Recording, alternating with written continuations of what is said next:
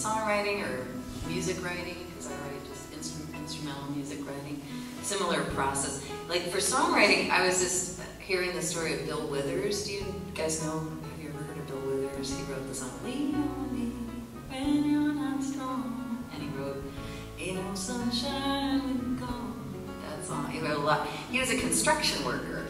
And he was listening to the radio and he goes, "I can write a song." So he took 6 weeks off, got a hotel room, taught himself to play the guitar, and wrote this album that became a multi-million-dollar hit in 6 weeks, just because he said, "Well, I can do that," and didn't. So there, that's kind of one extreme. And then he just went back. He was a big music star, and then he just disappeared. He's still alive. He's still doing stuff, but that's what he needed to do right then. So I will probably just talk for a while about the way that I've taught myself to write and my process and what works, and when I talk to other writers, what they do that works, and then we can talk about how to apply it to your own work. So I guess there are several parts. There's the part of music where there is a form. A song or a piece of music is a made thing. So there are kind of recipes for it, as if there's a cake recipe.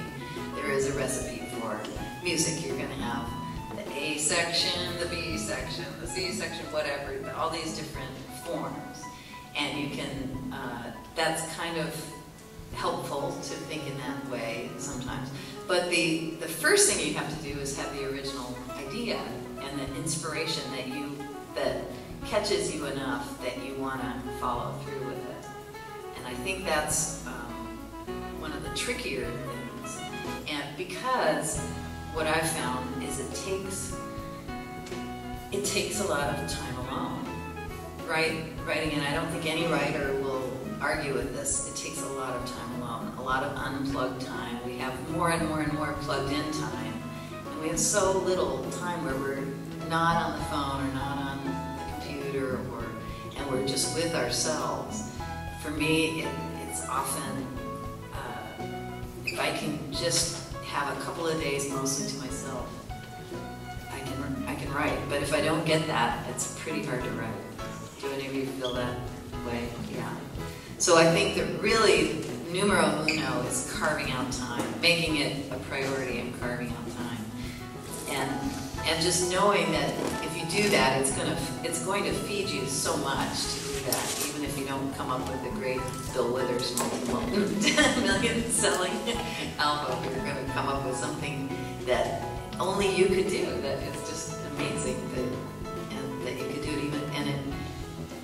Sometimes the things, I would say the things that I wrote very first are some of the best things I've written, because I didn't have that much of a mental construct. I was just fumbling around saying, well, maybe that would sound good after that, maybe that would work.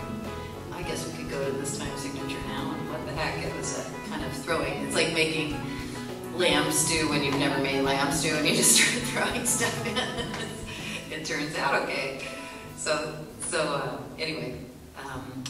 So anyway, oh, go ahead. Yeah, please. I was just going to ask, I noticed that you mentioned yesterday you took a song from Billie Holiday. Right. And redid that. And do you get inspired on that quite often, or? That's a good question. I think I do. I think I get inspired by people's writing. There's a piece of mine,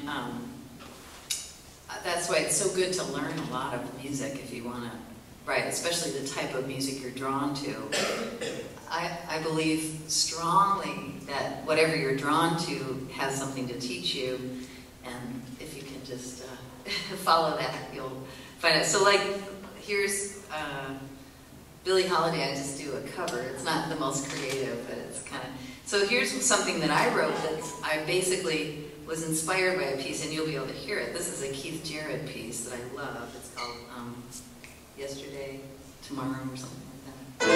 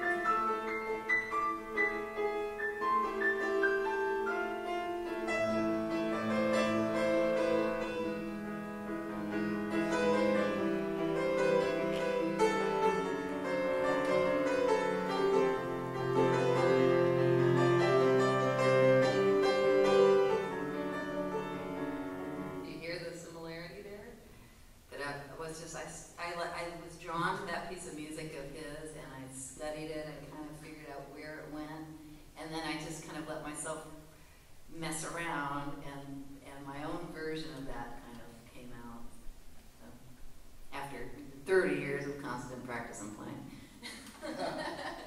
There's kind of that part of it too. Any question? Yeah? Similarly, do you ever write a piece of music and you're like, yeah, this is great, I'm going really well with this, and then playing it for a couple of weeks, you're practicing it, and you realize, this is something I've already heard before, this is some other piece. Mm-hmm.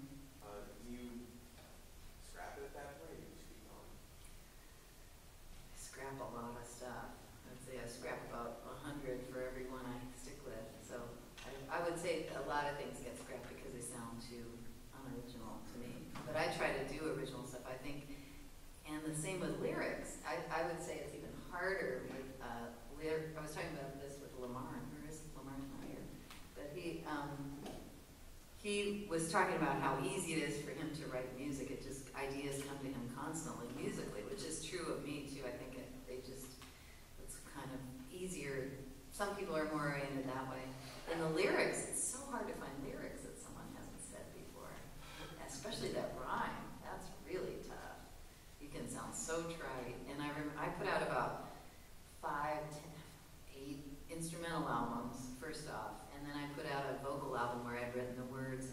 And I'd always gotten these glowing reviews for my instrumental music. And then as soon as I put words out, they just nailed me to the wall. So there were brutal reviews because there was something they could hang on to. And I think that's tricky. So anyway. The same thing to Hedges. When he put out his vocal album, they crucified. They crucified, yeah, they crucified me too, yeah. They should. It's really hard, yeah. When you say you scrap something, do you ever come back to it to see if there's still life there, to see if you can, maybe you just kind of lost your momentum with Yes. it, maybe like a few months later you come back and work around with it again? Definitely. I would say my technique, really, if I distilled it down, and this has really changed since I had a kid because I can't stay up so late at night anymore, but I would try to practice enough during the day, but then at night I would just record whatever came out and just be very, very non-judgmental and just kind of free improvise as much as I could. Be very with whatever I was feeling, let whatever words come out, and just tape it all and not really, and then I would listen back in the car. Do you ever work that way? Oh, yeah. Yeah. And then you would hear just certain ideas, like this one. This was just on a tape. A lot of the music I've written, this idea had popped out. That was something that popped out, and I went, oh, that grabs me.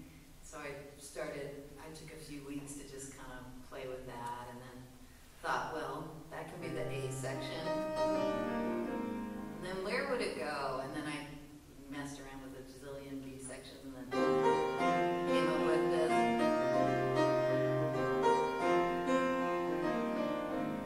So just parts that feel like they go together, but boy, that was a lot of searching and a lot of...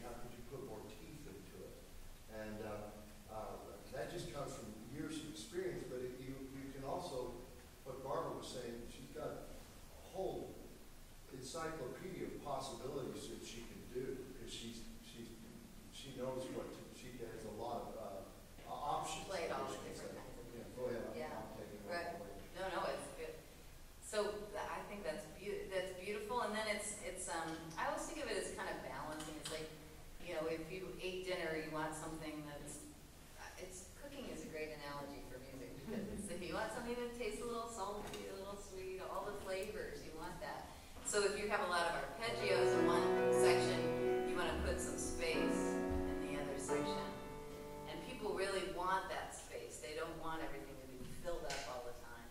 There's, to write for real songwriting, the holy grail, I used to work with this guy who wrote a lot of Nashville hits. And the 3 things he did was keep a song title book going at all times. My friend who teaches songwriting calls it catch and release. You're a hunter-gatherer looking for things all the time. Don't let any phrase that catches your ear go uncaught. You have to catch them, and just keep a little notebook with you all. Write those phrases down. Those are your gold for if you really want to write more kind of standard pop songs or any kind of songs, really, to write lyrics. Catch those phrases as they go by. She always says it's like you go down to the river, you throw your line in, and you see sometimes you pull up an old shoe, but sometimes you pull up a beautiful jewel and you have to catch it. And then you release it back into the world. So anyway, you keep a notebook of titles, and then,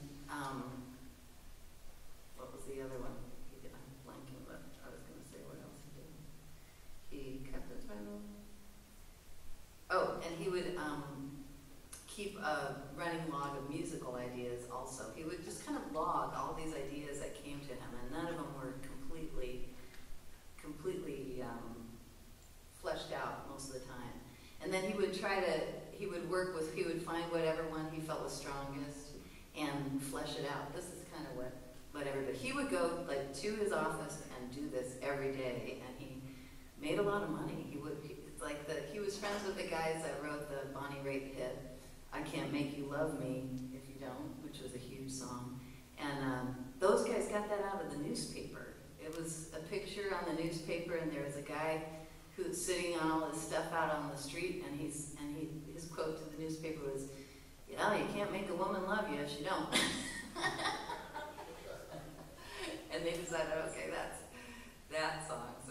So they probably paired it up with whatever music they were, and then you make the bridge. Well, like that one of mine, then you make the bridge major. Where's the time and place to be? Where's the love I'm supposed to meet? They say we're